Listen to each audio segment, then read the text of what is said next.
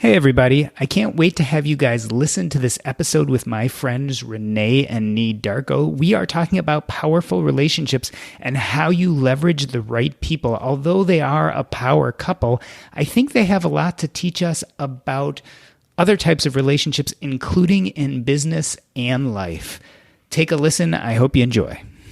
Hey, this is Nii Darko. This is Renee Darko, and you're listening to the Earn and Invest podcast.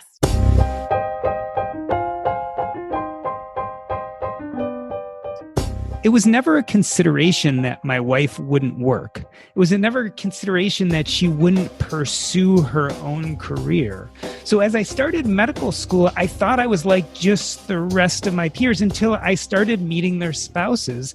And I realized that many of them were in these careers. Maybe it was teacher, maybe it was engineer, even lawyer, sometimes even another doctor, but they had already decided that once their spouse had become a successful doctor, that they would back off and leave their career. And I really found this amazing because, like I said, it was never even a consideration for me. So when I started to practice as a physician, there was no question in my mind that occasionally I would have to sacrifice so my wife's career could move forward. And then sometimes she would have to sacrifice so my career could move forward. And then, of course, we had children, and a slew of responsibilities meant that often we had to trade off or even juggle. It would never have occurred to me before that someone would consider that we were a power couple. Power couple is not something I had ever thought about. It was not a way in which I would define myself. Yet this ability to juggle our lives and careers and do it successfully requires a different way of thinking, a different thought process, possibly even thinking outside the box. And speaking of powerful relationships, want to learn how to manage your money better and in less time today? Jim Wayne created WalletHacks.com to help demystify money. For far too long, experts have made it complicated so they can make money off you. WalletHacks.com offers no products, no services, just information to help you become better with your money. And best of all, it's free. Check it out today at WalletHacks.com. That's WalletHacks.com, and be sure to sign up for their free newsletter. Nii Darko is a trauma surgeon, podcaster behind Docs Outside the Box, and creator of several businesses. Nii, you're a pretty busy guy. Yeah, it's pretty busy. But I wouldn't want it any other way. I'll leave it to you like that. So I'm pretty excited to be here. Thank you for having me here. Yeah, I'm totally excited to have you on the show. And Renee Darko is an obstetrician, gynecologist, author of a children's book, How Good Old Dr. V Came to Be, and the creator of a platform for all things pre-medical, pre-med strategies. Renee, welcome back to the show. Thank you. Thanks for having me back, Doc. I'm looking forward to this. I'm actually excited. I've had both of you on the show separately, so it's really cool to have you here together. Yeah, we're excited to be here. And speaking of together, Nii, I feel like I can't even start this conversation until you tell me how you guys met. Like, what was the love story of Nii and Renee? I don't think you're ready for this. I don't think your audience is ready for this because you about to hear two different versions of this story. see, that's even better. Sure you want to do this? Yeah, I knew I wanted to go here first. So it's funny. Like we met. So we had there was an alumni of our medical school that we were going to be going to, who was really taking charge of trying to get more minorities to come to the medical school. This is out in Kansas City, Missouri. And both me and Renee are from the Northeast. She's from New York. I'm from Jersey. So he put us in contact with each other, as well as put us in contact with other folks, to talk and say, hey, look, let's talk. Maybe by the time, we get to Kansas City in 3 or 4 months, we've developed some type of relationship that we can stick together when, the school year started. So the first person I called was Renee. We had some conversations, nothing too in depth. And then when we met each other, it was, more or less the same. Hey, how you doing? What's up? And then I think several months later, we turned into quote unquote like pseudo study partners where right before our test, we would quiz each other. we wouldn't necessarily like study together, but we would just quiz each other right before a test. And then I think she just was sweating me so hard because I was looking good. I was looking good and I was doing well on my tests. So she was like, how can I get with this guy? Right. And, the rest is history, So Renee, do you want to just add the part afterwards where? Yeah, I think we need a rebuttal first here. Renee, go ahead. The squiggly lines. Cue the squiggly lines, okay? Because my version of the story. Now, part of the reason that I was laughing when he said we were pseudo study partners because, we didn't really study together. So Nii has this idea of study partners being like people who actually read the textbook to each other. And I keep telling him that's not what studying is. So we were actually study partners in that he's correct. Before a test, we would quiz each other. And that's how we would study together, even though we studied separately. So that was correct. And one day, actually, it was spring break. And we were hanging out because most people were off, in Costa Rica and all these other places. And we didn't end up going anywhere. And so we would just hang out and watch movies and stuff. And then he kissed me. Okay. That's how that happened. He kissed me first. So I think he was actually sweating me.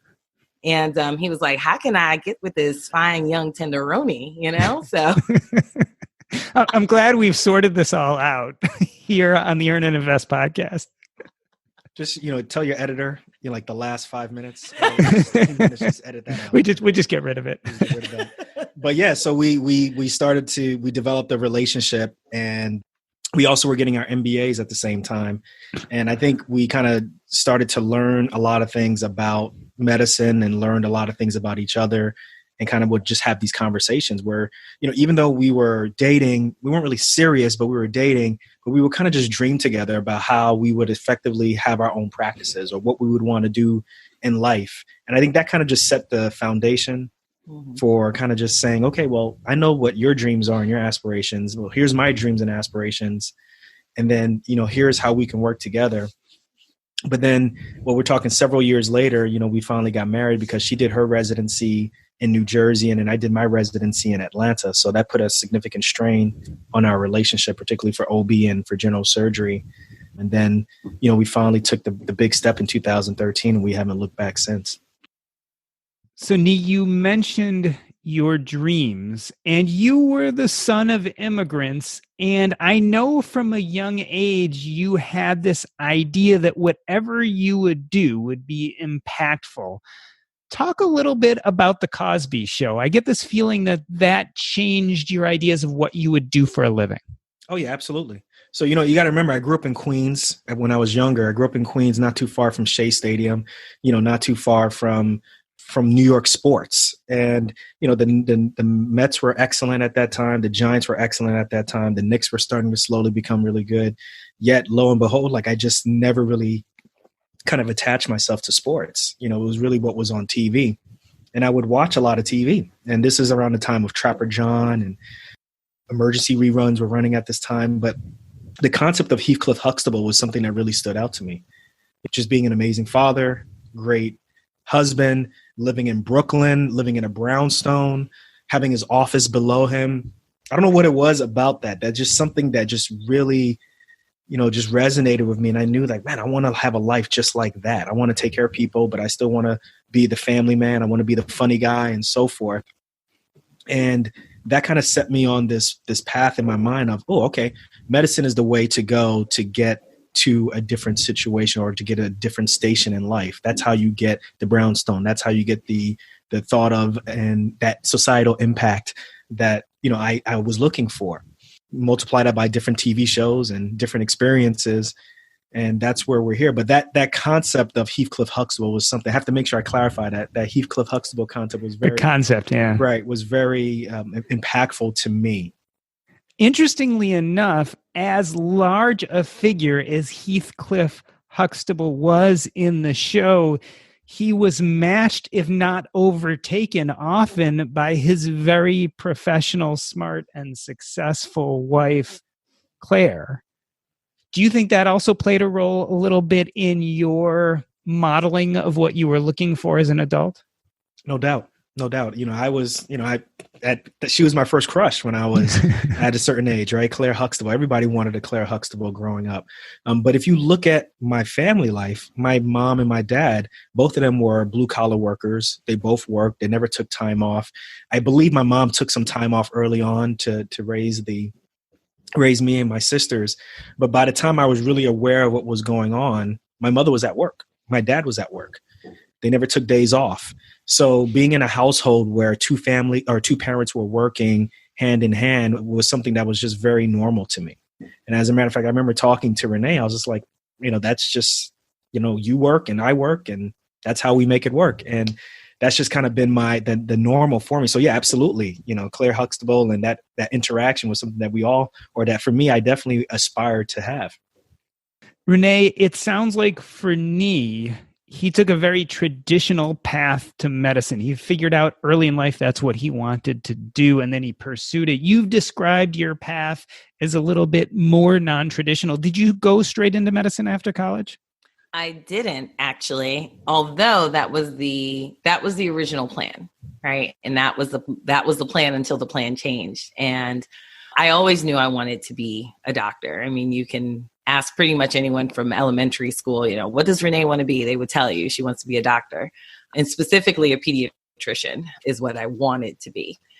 But after, I got into college, things took a little bit of a different path because college and me, we just didn't mix very well. And so I think I had some problems adjusting, kind of understanding the concept of good study habits and just really getting into my education as a way for me to get to a certain point and not just for the sake of good grades, if that makes any sense. And so my grades took a hit and I ended up doing a post-bac after college. But in between that time, between college and medical school, I also was teaching. I taught high school science, and it was like physical science and biology. And so, that was something that I had actually never expected to do. And it was a really good way for me, one, to kind of just enter the adult world, like the real adult world at that point, being responsible for children, being an adult who is supposed to be a role model and responsible for children.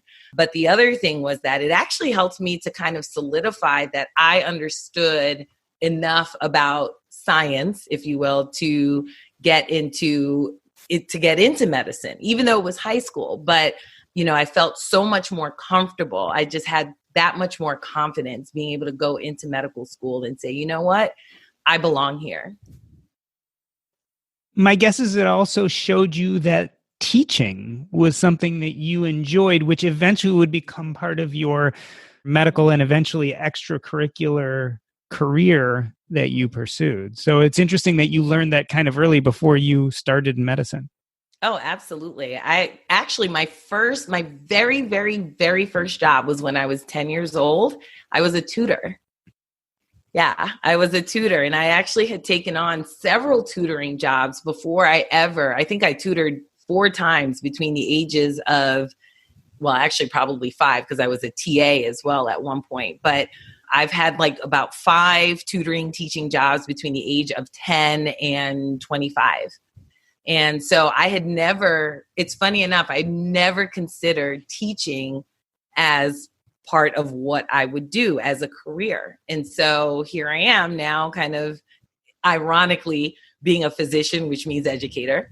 Here I am, with this, other career, if you will, teaching pre-meds how to get into medical school. Nii, it sounds like Renee, before she entered medical school, realized this other talent for teaching that wasn't specifically medical care. You describe becoming a doctor and realizing, in a sense, that you were in a box.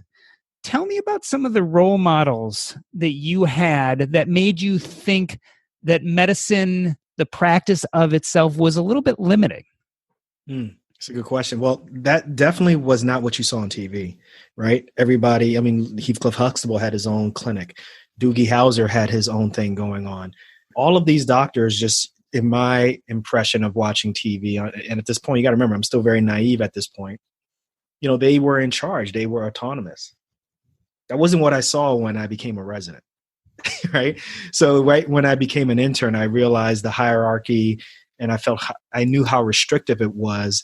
But then also at the same time, I started to see how restrictive it was for my attendings during M&Ms and the decisions that they were making during M&Ms, particularly as I started to go up in the hierarchy of residency, right? I would remember attendings telling me, well, we're going to do this so that nobody says anything about it in M&M, right? And I'm like, well, what difference does it make? Who cares? Like, this is a decision that you're making. And then I would see M&Ms and I would see those questions come up and I'm like, oh, I see how it is.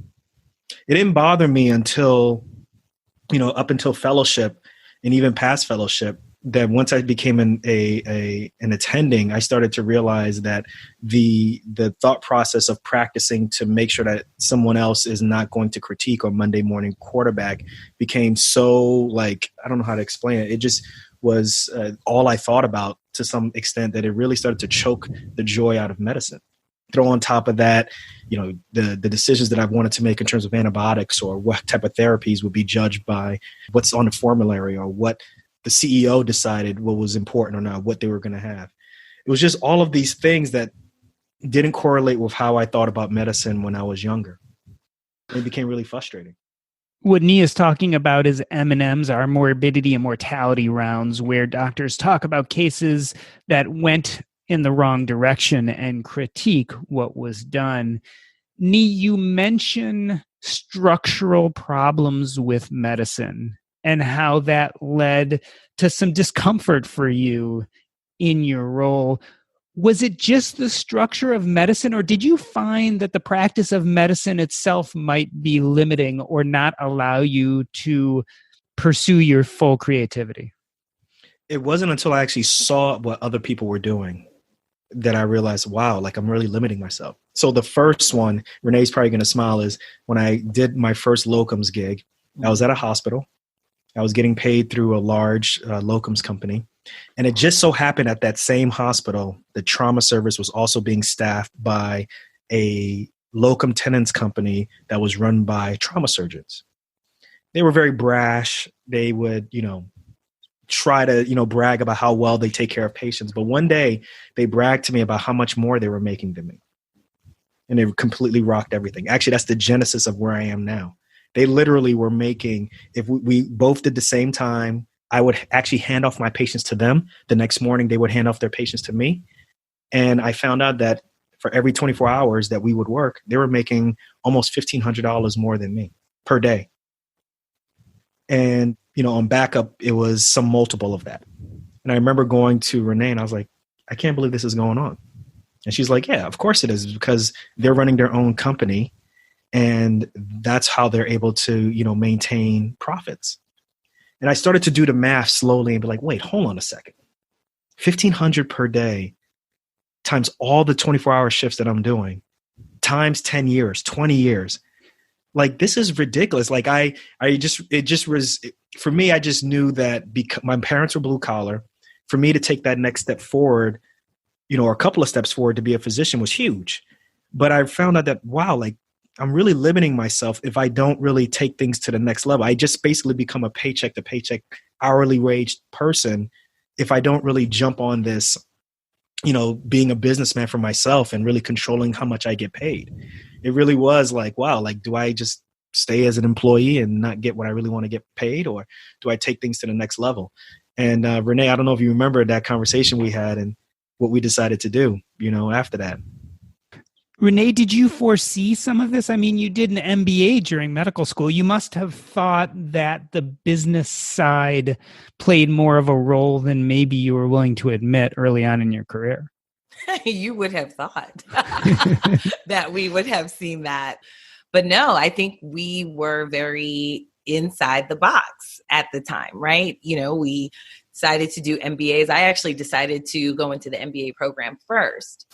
And later on, Nii decided to join that semester or summer later. But it was very much a thought of, well, I'm going to be a doctor. Therefore, I would like at some point to run my own practice. And an MBA would be very helpful to allow me to do that. And what the MBA actually opened up for me before I even graduated from medical school / MBA school, what it opened up for me was my eyes to health policy. And for a quick stint there, I was doing a lot of health policy related things after medical school while I was still in residency.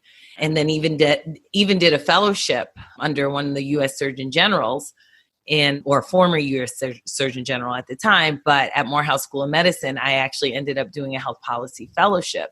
So that's what it actually opened up my eyes to, was that policy and medicine and business are all related. And so what I then realized was I don't want to open my own practice, actually, because if I do, my hands are going to be tied. I mean, the whole point of doing the MBA was so that I could have some autonomy over my own practice, over my own business. And then I realized, wait a minute, the government is going to creep their way into my practice. And that for me was a deal breaker. So yeah, so that's how we initially saw the MBA, but it definitely wasn't something where we thought we would be entrepreneurial past your own practice. I think Renee actually, because she did her residency and finished it before I did, she was able to do locums first. And she was aware of these discrepancies with numbers first. And she told me about it, but I really wasn't paying attention. I was in fellowship at that point. But it really hit home when I started talking to her about the math. And then that's when we decided, look, let's start to bet on ourselves, and let's, use our MBA knowledge to really, transform our lives. Let's go from just becoming paid employees to something different. And that really was very uncomfortable for me. I think it was kind of a little bit uncomfortable for Renee, but more uncomfortable for me because I just had to really depart from the old way of thinking about being a physician and really looking at it from this is how I want my life to be. It just so happens I'm a doctor, but this is really my life. Whereas I was always pursuing just to be a physician, and that was it. Mm-hmm. That was a big change for me. Let's talk a little bit, Nii, about that bet that you guys had to make on yourself. So Renee is at this point where she gets into public policy. She starts seeing that the practice of his medicine itself probably won't fulfill her needs. You do this locum tenens. You meet these trauma surgeons who are running their own business. You realize there's a better way to do it. I imagine that there's this huge hurdle standing in your way, and it is medical school debt. How did you make the jump to betting on yourself and being entrepreneurial when I imagine you guys had hundreds of thousands of dollars of debt staring you in the face? Why not just go and practice and make your, $300,000 a year as physicians and get that debt down first? Easy. Very easy. We were making more as independent contractors than we were as employees. So when I finished fellowship, Renee convinced me to do locum tenens first because I had a hard time really finding a place that I wanted to sign my life away, so to speak, for 3 to 5 years, when only going on these 8-hour interviews. So I did locums. And people who don't know, when you work as an independent contractor, you're oftentimes working in an emergency setting or a semi-urgent setting where the hospital really needs you. So they pay you more than what an employed physician would be paid. So to go from being paid as an independent contractor, you're handling your own health insurance, your own retirement, you're paying yourself at a certain rate that is tax advantage for you. And then after that 1.5 years of working locums, we both went and started working as employees. There was a significant drop in our income. Then there was also less say in when we can take vacations. Then there was also less say in when we can go home and see family and so forth. So we went from doing really well and being able to afford certain things and pay off our debt to, wow, we really are not going to be making that much money. We got a budget, actually. So Renee, you want to kind of take it from there as to what happened next? Yeah. So, I mean, as Nii mentioned, we both, again, worked as locums before we were married, got married, became permanent employees, and all the limitations really they just really, really hit home for us. And so once we realized that we needed to budget right? Because one of the limitations was $662,000 worth of student loan debt. We realized that we have to start making smart decisions about our money.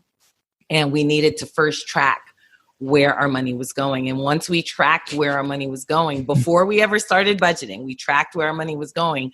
We thought, oh my gosh, if we work this hard and give up this much of our time to this hospital, why is our money not going to the things that we want it to go to? And so we ended up making a pact that we would no longer create any more debt, no matter what. We wouldn't create any more debt, and that we would then budget and throw as much money to our student loans as possible. So we ended up actually living off my salary and throwing all of Nee's salary to the student loan debt.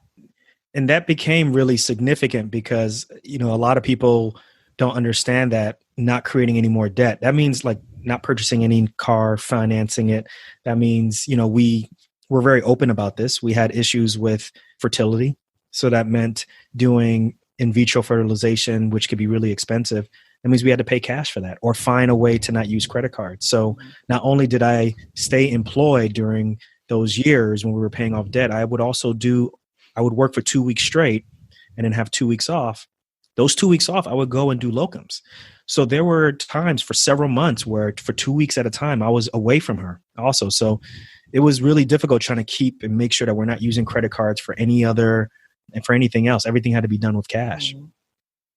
Renee, in the beginning, when I started my intro, I talked about this concept of being a power couple. And as you guys are describing some of the things you go through, I almost feel like it's number one definition of a power couple. You guys were facing debt. You were facing infertility. You were facing financial issues. That usually causes marital discord. But what you're really describing here is that made you put your heads together and work more as a team. Is that fair to say? Oh, absolutely. I mean, the fact that we were facing so many challenges, I think really helped to fuel us to make sure that we were building the life that we actually wanted to build, right? So rather than, start fighting each other, which wouldn't have made any sense, right? Because that's not going to build a life. We decided, well, let's just put our heads together. We're two smart people and we can figure this out. And there's really no need to argue about, this debt, that debt, this purchase, the other purchase, if we just work together. And, one of the things that I say when people ask, well, how did you both get on the same page? And I think that actually just comes down to trust.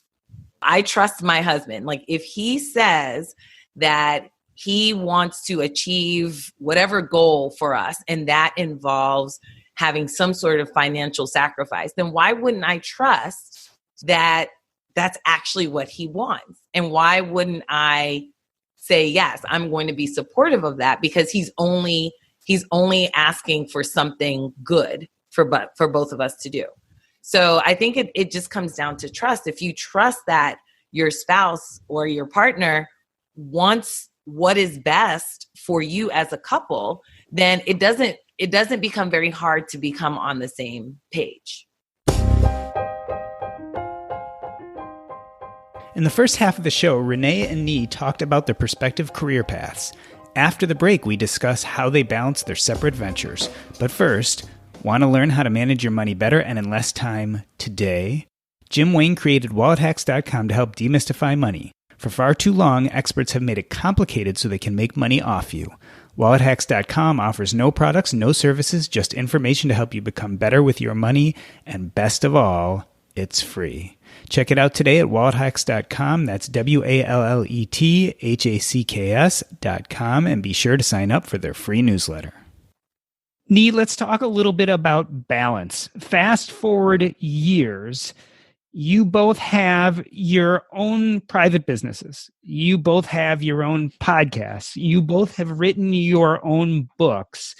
You both are still practicing physicians in incredibly busy fields, right? This is, trauma surgery and OBGYN are not for the faint of heart. And oh, by the way, you have two children. How do you guys figure out the balance between each other's careers? Like, you can't be both going full force at the same time all the time, can you? Honestly, I don't think so. No. I mean, there's really no such thing as balance. We just make it work the way how we just make it work. And if I was to tell people, like, there's we have a calendar that we follow and it has the exact amount of days that I need to work versus equal amounts how much that she works, and it works out perfectly, I'd be lying to you. Like, it doesn't work that way. The key things, it boils down to trust, right? Like, for me, I know that, I trust my wife. And when she said that she wanted to shift a little bit more towards being at home, but still wanted to practice, then I knew for me, the biggest things that we really need to work on is making sure that we had complete debt out of the way. We had enough of an emergency savings fund so that if she wanted to take a significant amount of time off, she could without feeling the pressure to come back. But I also knew for me, I still enjoy what I'm doing. I want to continue to keep going. So I had to figure out a way to make it work. So we decided to make a pact that was really simple and straightforward. When you work, or when I work, she doesn't work. When she works, I don't work. Simple as that. And it makes it a lot easier for her to pick the days when she wants to work. I make sure that I'm off. And then when I'm working, she's not off. And then it also helps to make sure that there's always someone home with the kids, so that the kids aren't constantly at childcare, which also helps reduce child costs also. So we've decided just to make the family the most important thing. And then the spokes come out from there, like the professional aspirations that we want, some of the hobbies that we want to do, all of these different things come from the family unit. Because I think if you ask us, if you want to look deeper and look at the below the surface, within my family experience, that was the key. Like, the family was the most important thing. The profession really was important, but it wasn't as important as making sure that my mom, dad, and my sisters all were good. And I'm sure Renee can say the same thing also. So that translated to us also. So if me and Renee are struggling internally and we're having issues, then I can't concentrate on my business well. I can't concentrate as much as I can at work or with my podcast. So we always try to make sure that home base is taken care of. Yeah. And I mean, I would definitely echo that. Our family unit is definitely the most important part of our lives. And in particular, I would even argue that, the relationship that we have, the two of us have, is actually even more important than the family unit as a whole, because we're the foundation upon which our family is built. And so we definitely put each other first. And so then that way our children can get the benefit of both of their parents. And, it really does help us to structure just the way that we live and prioritize the things that are very important for us as a family. So, Renee, I love this metaphor of the spoke and the hub, with you guys, your relationship being the inner core of that hub, and then your family coming around it, and your ventures being those spokes. So you have things like Docs Outside the Box, the podcast, and that's one of those spokes. And Pre-Med Strategies is another one of those spokes. Do you guys look at those ventures as belonging to one or the other of you, or is it more that you now work jointly on all of them together? I see lots of laughing and smiling when I ask that question. Nii, I'll let you answer this question. No, you go first. So I want half. So the real answer is it's all one big venture for all of, for both of us. Now, obviously, our passions are very specific. So my passion is with pre-meds, and his passion is more with just kind of teaching docs how to live more outside the box. However, we see both of our businesses as kind of the family businesses. And so the reason that we were laughing is because, well, I don't know if people know this about my husband. He's very competitive, and he's very, what's the word I'm looking for? He likes to have ownership, of things, right? So, we're laughing because we've had discussions back and forth with, especially his podcast, his business, and just how it's managed. And so I definitely help with the podcast, but he runs that show. He definitely runs the show. Whatever he wants, that's the way that it goes. He's shaking his head no, but the answer is. Aren't you the business manager? I just manage the business that you tell me to manage. So, Nii, I'm going to put you on the hot spot here a little bit. I mentioned that if I was to look at power couples, right, rule one is that they grow from adversity, the way you guys did with debt and realizing and infertility and realizing that you had to do things differently if you wanted to succeed in your careers. I would say if there was a second definition that goes along with power couples is that they complement each other or learn from each other. Tell me some of the things you've learned when it comes to business from being married and working with Renee. Well, I think that's a really good point. So with me and Renee, we've talked about this all the time, actually. We talk about, well, what's holding back, for example, my podcast business? For me, I always focus on, I got to make sure I have great content. I got to make sure that I have the schedule, the editorial content ready 3 weeks, 4 weeks ahead of advance. I have to make sure I have the right microphone, all these different things. She thinks about things. Okay, so where are you going to be a year from now? Where's the podcast going to be? Like, do you want to be doing podcasts in 5 years? She asks these type of tough questions that I just don't take the time out to ask. So she's more of a mastermind with things, whereas I'm more of like the everyday daily grind, bring my lunch box, to work and make sure that I continue to make really good content. Whereas she's looking 50, 30,000 feet in the air, which is really amazing. And, I really appreciate that standpoint. And as much as I try to take that view, that's just not my strong point. And I think to anybody who's listening and anybody who's in a relationship, whatever it may be, if you find that your significant other is better than you at one thing, rather than fight them about it and say, okay, well, it's got to go this way and that's the way. Like, there are times when I just sit there and I listen to what she says, and it's a tough pill to swallow sometimes when you're like, wow, this is something that I created as a passion project and I know that it's growing. But then when you hear someone say, well, look, you're limiting yourself at X, Y, Z, and why don't we do this? You're like, well, no, I want to do it. And you're like, wait, let me stop, listen to what she has to say, because she actually is right. And it's really paid dividends. So for me, the biggest thing is just learning. I think that's the reason why I'm so smart, is because I decided to listen to her. Right. That's why I'm the smartest one, because I decided to listen to her, right, and take her advice. You see what I'm saying? Right. So, but no, that's how it complements. She thinks long term. I think really short term. Renee, what is Nii better at than you? He's more consistent than I am. That I will definitely say. Like, that is one thing that I admire about Nii, is that he's very, very, very consistent. When he says he's going to do something, he is very regimented in the way that he does things. And he mentioned me being, the 30,000 foot view in the air. Part of that is that I see so many things that it's sometimes hard for me to stick to one thing and to be consistent with that thing, because I see so many ways that I can go.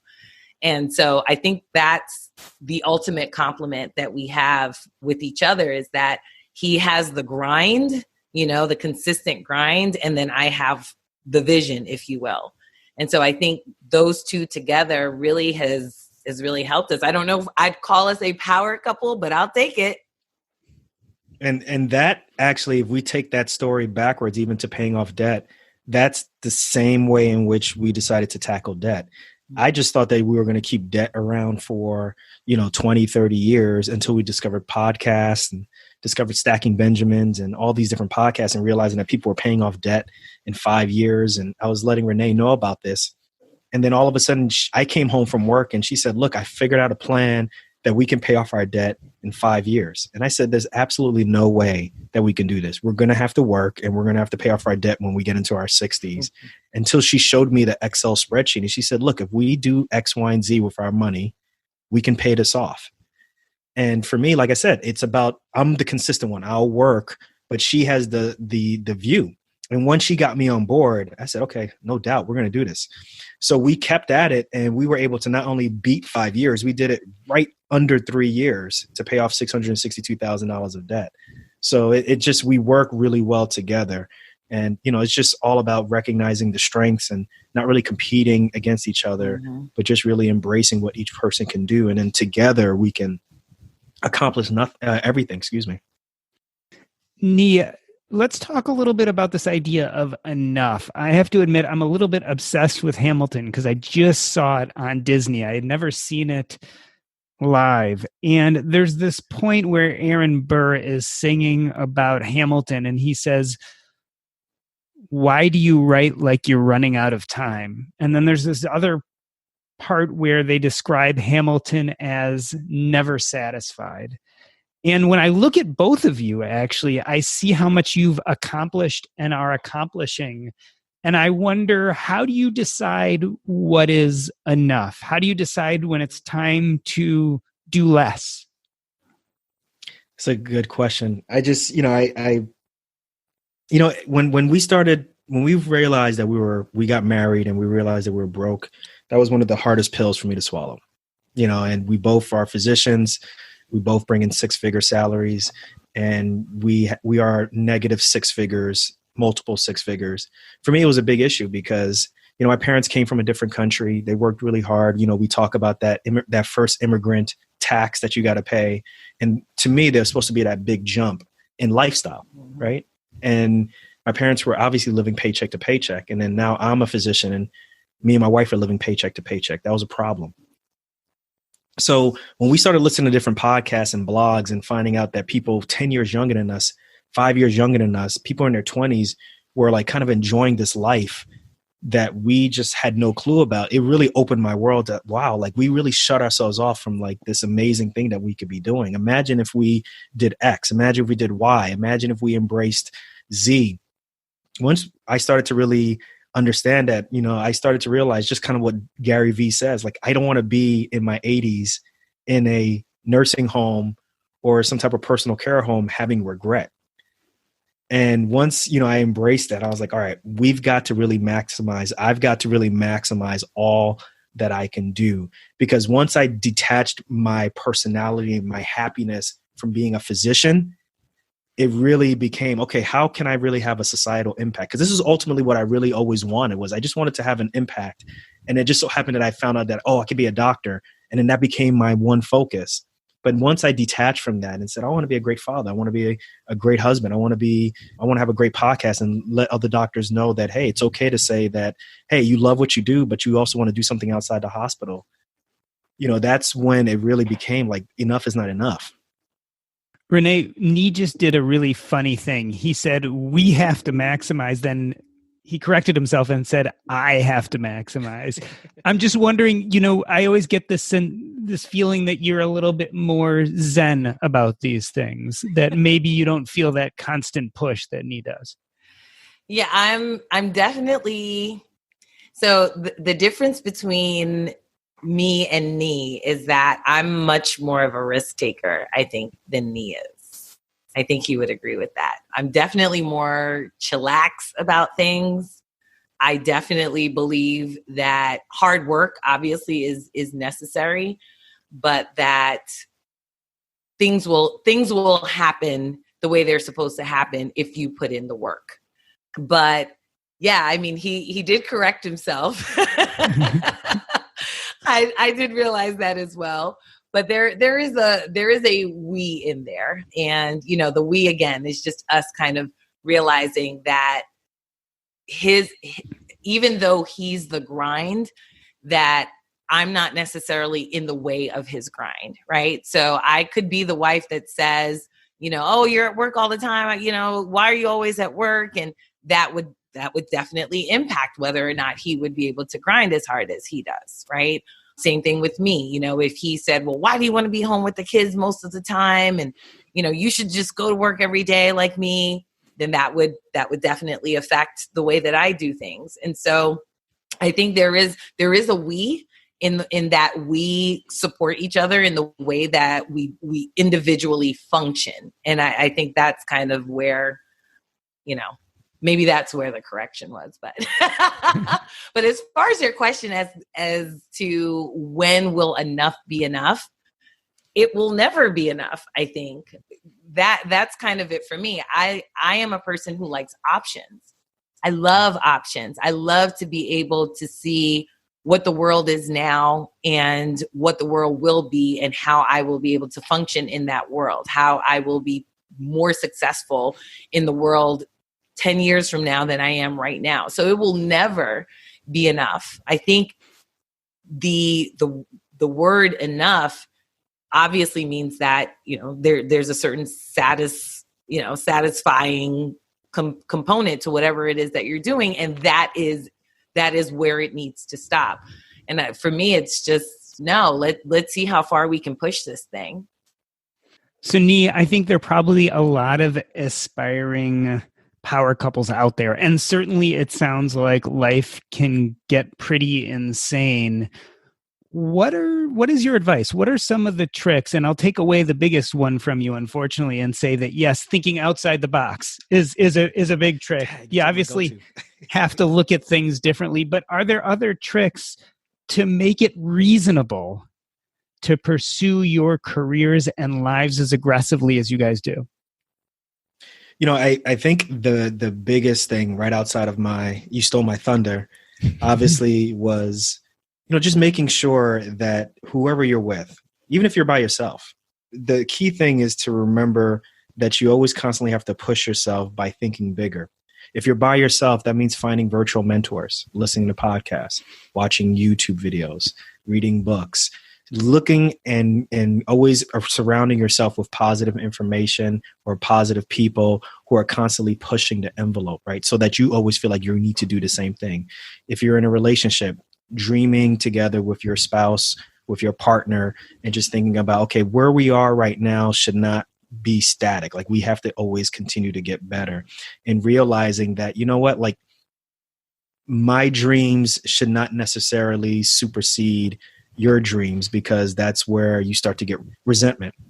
If we can continue to dream together and work together, maybe it may require, like you said earlier, that I may have to pull back a little bit, and that Renee's career has to continue to go forward and we cheer her on, and then vice versa. As long as we know that this is mutual, then there's really no competition. It's really like when you succeed, we all succeed and we do well.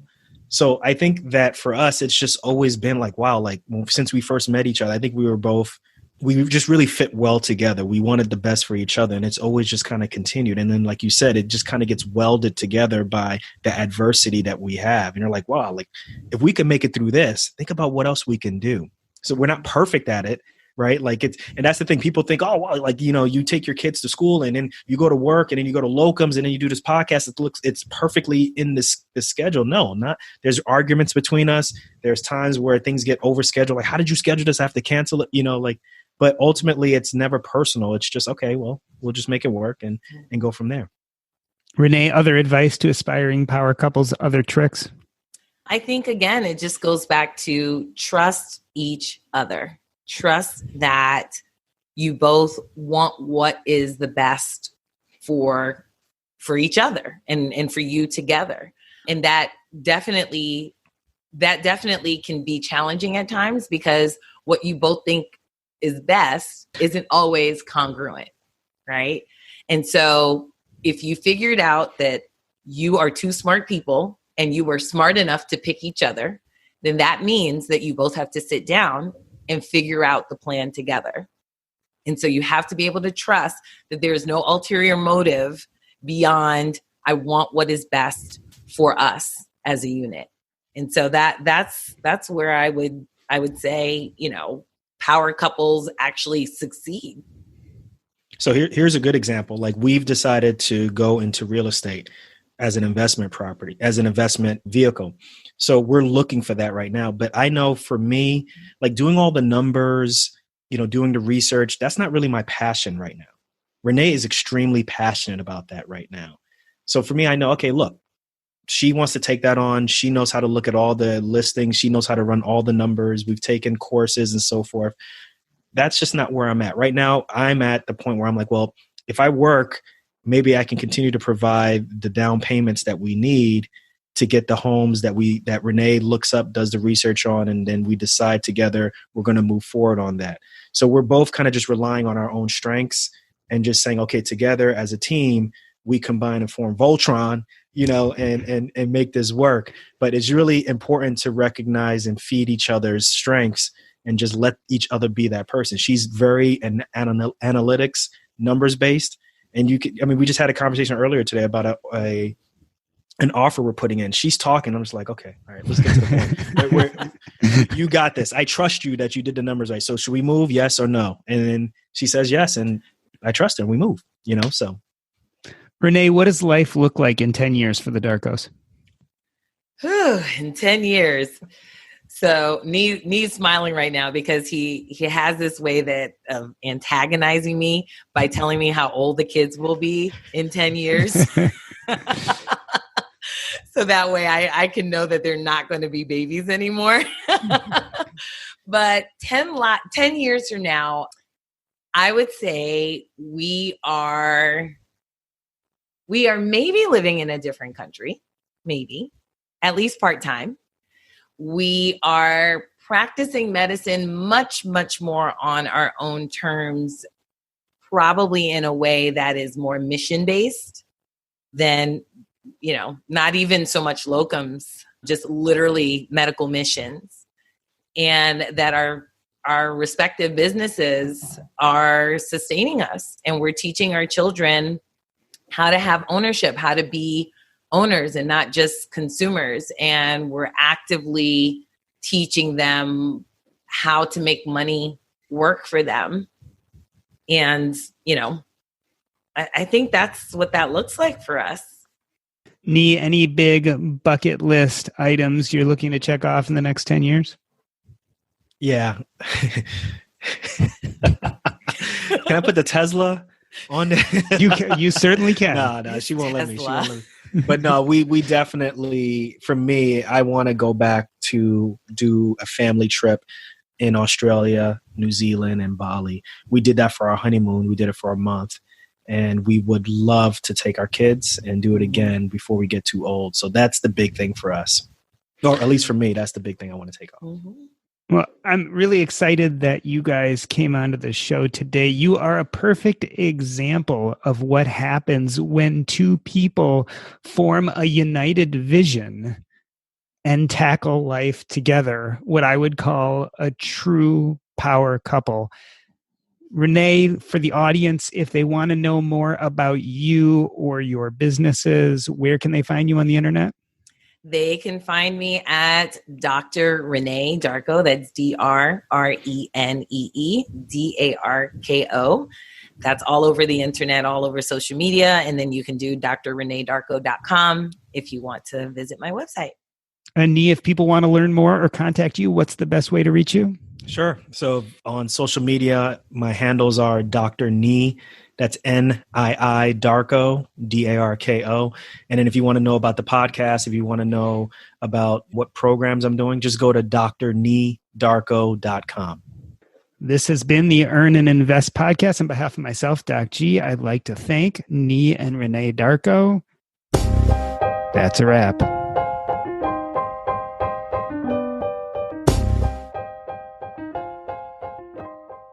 You guys have heard me talk about this idea of front-loading the sacrifice, that you have to work hard and long and make a lot of money when you're young so that compounding can build your financial future.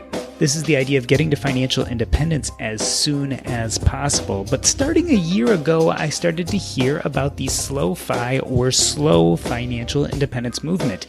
It is another take on how we not only build wealth, but also build the kind of life we want to live.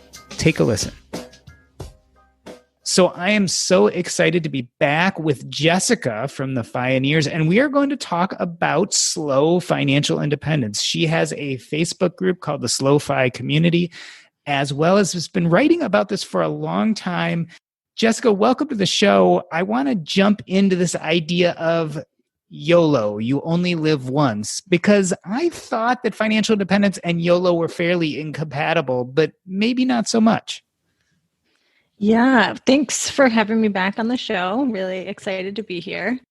In terms of financial independence and YOLO, I also thought they were incompatible. when I first heard about financial independence, right? My husband was much more of the saver, wanting to pursue FI. And I was like, I only live once, so I want to take the trip and go to the restaurant and do the things, right? And I think over time, my perspective has shifted to see, like, as we've gained more financial freedom, that gaining financial freedom is actually the thing that enables you to live your best life, right? And so for me, there was this moment of realizing that I could stay in a toxic job, right? Or, right, realizing that like I could stay in a toxic job, or I would be able to like quit that job, take a leave of absence if I needed to, all of that. And that was really, I think, the moment for me where I realized financial freedom actually is the thing that helps us improve our lives. It's funny because a lot of people, when they first come across FIRE, financial independence, retire early, it doesn't sound so pleasant. And in fact, I think it's a big turnoff when you first learn about that. You felt that too, is that right? Mm-hmm. Yeah.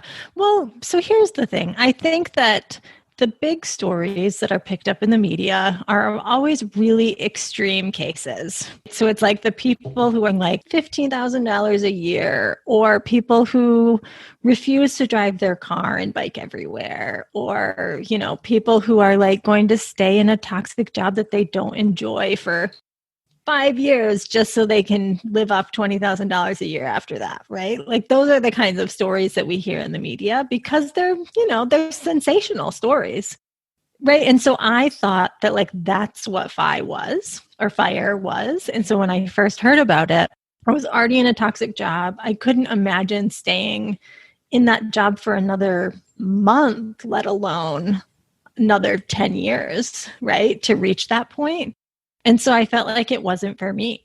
And then it wasn't until I started to hear stories and meet other people in the financial independence community who weren't living lives in such an extreme way. I actually think most people who are pursuing financial independence are not living in such an extreme way. We just don't hear about their stories in the news, right? Or in like the mass media, or they're not the people who are like put at the forefront of the movement.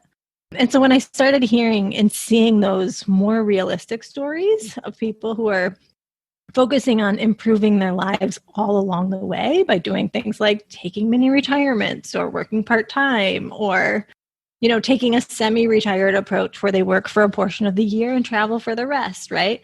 Like seeing those kind of stories got me like thinking like, yeah, this could be for me, because I wasn't willing to sort of sacrifice my current time for future happiness. I needed both.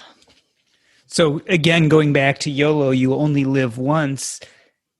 You weren't willing to sacrifice today, which is often what that kind of traditional FIRE, almost fad diet sounding pattern is you have to give up everything for some time way out in the future that may or may not come. Your answer tended to be what you call slow FI. You're the first person I've heard use that term, or the first person I really saw bring that concept out. What is the slow FI concept, and how does it solve this YOLO versus fad diet living? Mm-hmm. Yeah, so the concept of slow FI is that, yes, you're pursuing financial independence, right?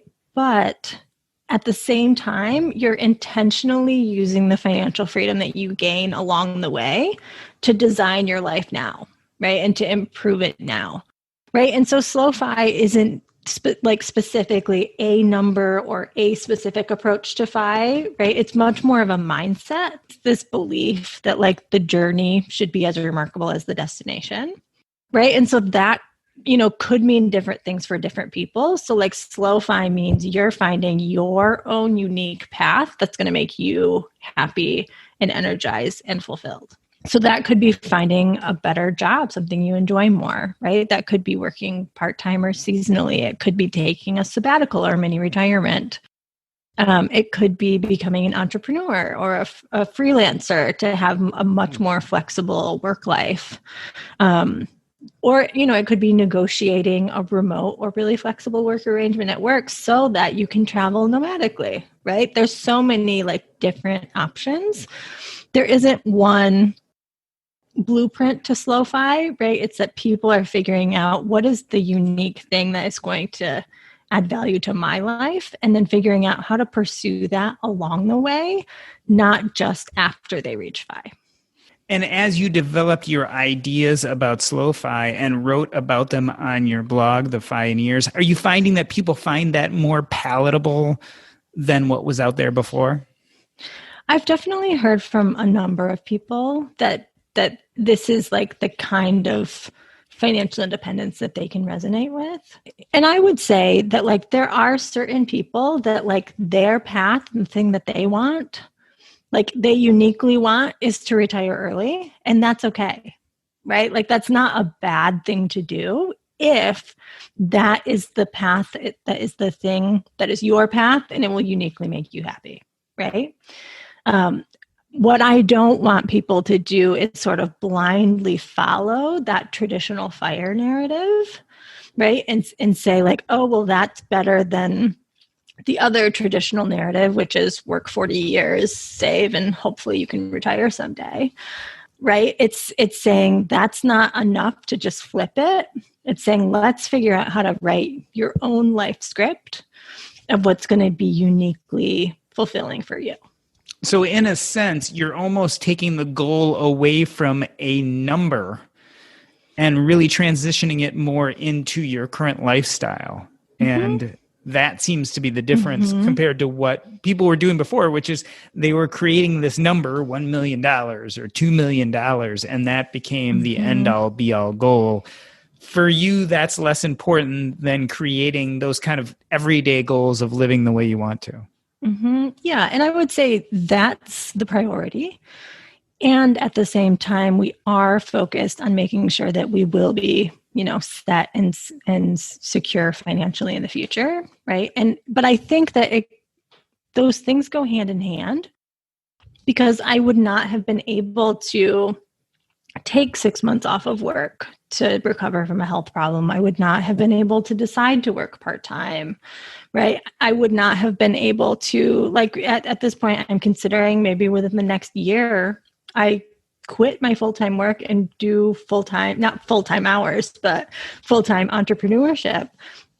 And those are choices that I would not be able to make to, sort of align with my ideal lifestyle if I had not been working toward financial independence. Like financial independence has enabled me to make those decisions. The other really cool thing about this idea of slow financial independence is we know that slow, meaning taking many and many years, can also take advantage of compounding, right? So as you are taking this slow path to financial independence, as you are living a little bit for today as well as living for the future, your investments can keep on compounding and growing in the background. Tell me what this term Coast-Fi means and how that came to be. Yeah, so Coast-Fi is when you've saved enough in your investments or retirement accounts that if you don't add another dollar and you leave it untouched until the traditional retirement age that you want, that it'll grow to provide you with a comfortable traditional retirement. Right. And so that's right. There's a basic compounding formula that you can use for that. And the great thing about it is when you get to a point where you realize okay, my traditional retirement is set, right? There's a few choices you can make, right? Like one of them is you can continue to save, and that basically means you're no longer saving for retirement, you're saving for early retirement, right? The second thing that you can do is you could say, I'm going to scale back and only cover my cost of living. Right. And so you could say, I'm going to work part-time, or I'm going to become an entrepreneur, and I'm just going to cover my actual costs and leave my investments to grow to provide me with that comfortable traditional retirement. Or you can use it as somewhere in the middle. Right. And so you could use it as a way to say wow, this gives me a feeling of freedom that enables me to scale back even if I'm not ready to scale back completely to only cover my cost of living, right? So for us, realizing that we were coast-fi made it really easy for me to decide to scale back to working part-time and cutting my income in half, because we still were going to be saving quite a bit, and we knew that we actually didn't need to save anymore. Right. And so that was, I think, an important feeling of freedom to be able to make the shift, even though we haven't sort of shifted to that full coast-fi lifestyle. What I love about using this idea of coast-fi is we always talk about the dangers of YOLO, spending your money too quickly because you only live once. But there's another danger out there called the once I have syndrome, which means that you put your life on hold until you have a certain amount of money. Once I have $1 million, I'll take some time off. Once I have $500,000, I'll travel more. That can be just as dangerous as what we traditionally call YOLO. And it sounds like coast-fi is a real healthy way of dealing with that so that you're not always stuck on the future. You're letting your money do what it needs to do on its own, but then can enjoy some things today. Yeah, one interesting thing. So I think of this statement that someone shared with me. I think it's like a Marine statement that's like, slow is smooth and smooth is fast.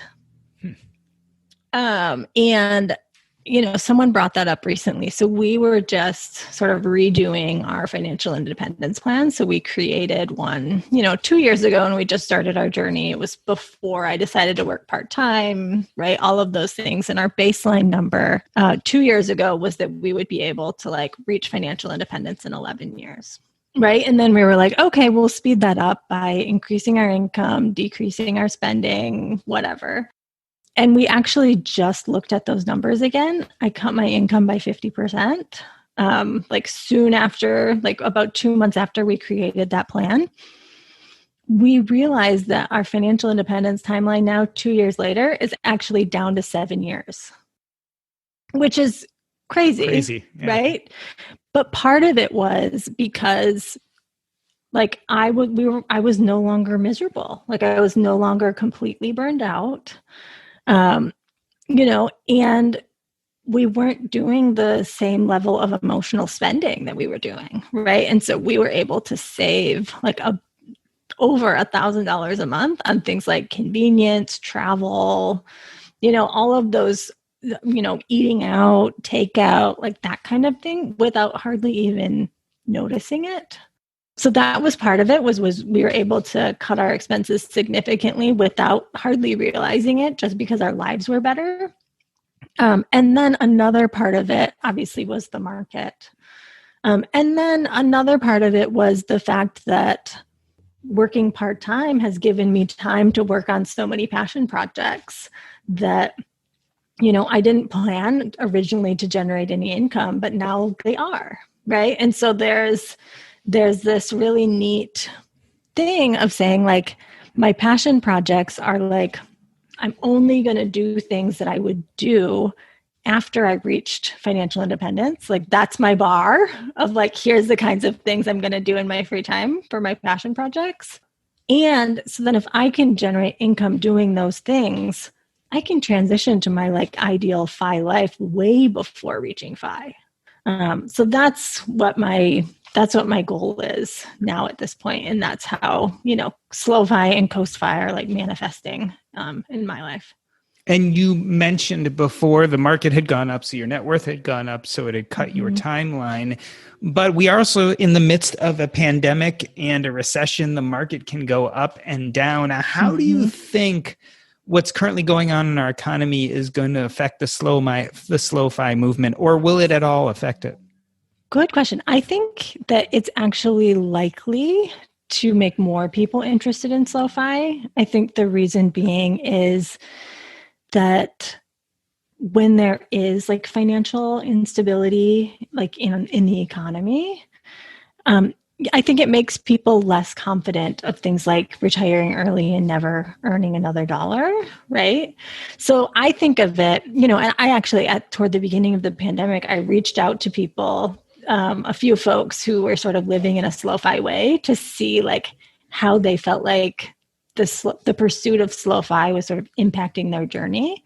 And they were talking about like, I'm so happy that this is the approach that I'm taking. It enables me to have more resilience.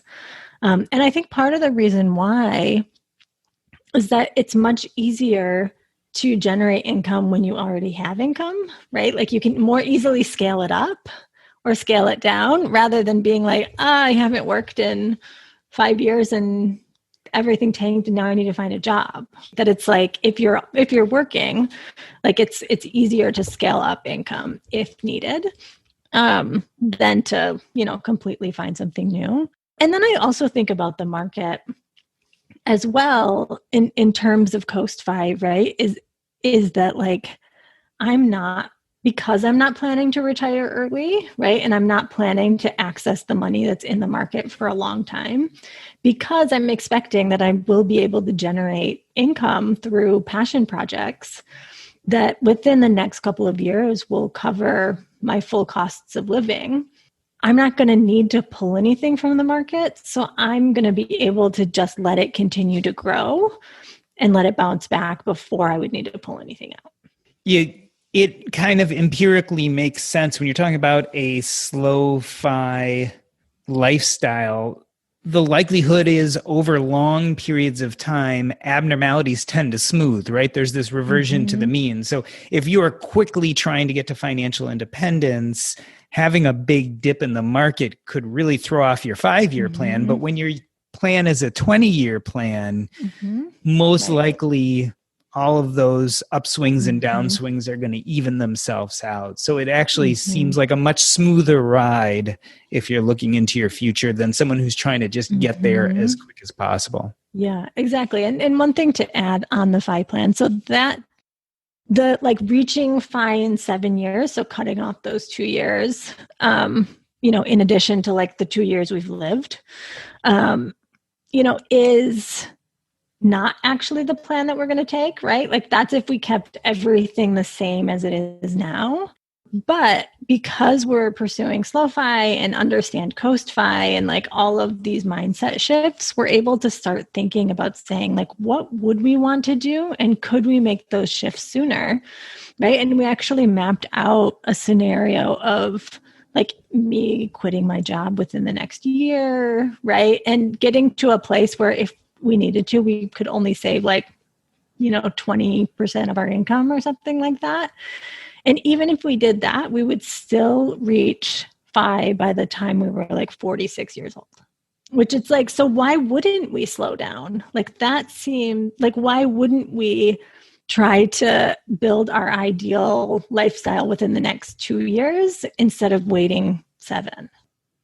So Jessica, not only have you developed the slow-fi philosophy, but you've also built a community around you. Talk us through the Facebook group, the Slow-Fi Enthusiast. It's been growing. Yeah. So the whole original idea of slow-fi actually started when I was like, people are not sharing the stories of people who are like actually doing these things along the way to FI and actually like designing their lives in ways that make their life better. And so after I had done a few of those interviews on the blog, it seemed to be that there was a lot of buzz around it. And so we decided to create a Facebook group for people who were interested in this concept.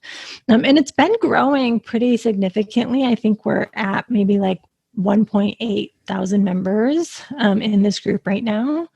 And it's really cool to see and hear the stories of people who are living their lives in a slow-fi sort of way. Like, for example, even yesterday, I was interacting with someone on the group who is a nurse in California, and after reaching Coast Fi a few years ago, decided to work 2 weeks on, 6 weeks off, and slow travel around like Europe with her family. And now they live in Europe, and she just travels back to the United States to work 2 weeks out of every 2 months, right? And so it's like people are doing such interesting things. And I always think that like, you can't do something that you like. You can, sure, you can do something you haven't seen before, but it's unlikely that we're going to be able to do things that we haven't seen before. Like seeing what other people are doing helps us to believe that like real people are doing unconventional things, and like this life could be possible for me too. And so that's, I think, part of the purpose of the Slow-Fi Enthusiast Facebook group, is to just expose people to different types of lifestyle design options. So the movement is the slow financial independence movement. Certainly what appears to be a more palatable way of going after FIRE, financial independence, retire early. Jessica, you can find her at Fioneers.com or the Slow-Fi Enthusiast Facebook group. Thanks for being on the show. I can't wait to hear more. Thanks for having us.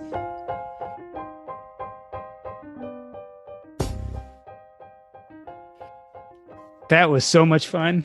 Yeah, you're an excellent interviewer. I just got to ask you all like the questions I've been dying to ask you for a while. So I'm like, I'm going to grill him now. I'm going to grill him.